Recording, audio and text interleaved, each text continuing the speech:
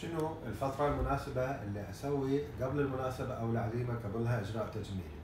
احنا يهمنا جدا انه احنا لو سوينا اجراء تجميلي قبل العيد او مناسبة او عزيمة او قبل العطلة لازم يكون عندنا وقت كافي انه نتيجة الاجراء يبين وكذلك ما يكون في تورم وكدمات.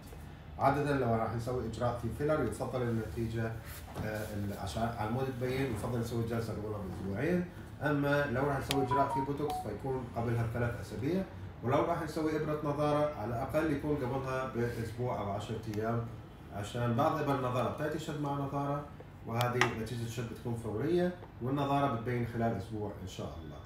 يهمني جدا كذلك ان اللي ما تريد يكون عندها تورم او كدمات في وجهها قبل المناسبة او العزيمة او العيد ان هي تستخدم دهان مضاد للالتهابات ودهان مضاد للتورم.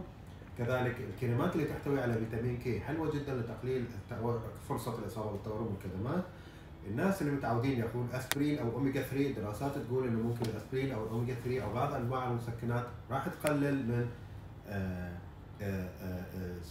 راح تخلي سيولة الدم زيادة عن اللزوم، فبالتالي راح تزود امكانية حدوث كدمات، فيفضل نوقفها لو دكتور القلب موافق ان احنا نوقفها.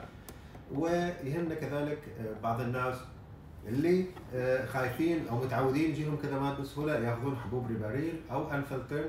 عاده الريباريل حبه 3 مرات يوميا بعد الاكل، او انفلترن حبه قبل الاكل 3 مرات يوميا. وتمنياتي لجميع اعزائي المتابعين باجازه سعيده، بمناسبه سعيده، بوجه دائما جميل وشبابي ومتالق، ويعطيكم ربي الف مليون عافيه واراكم على خير.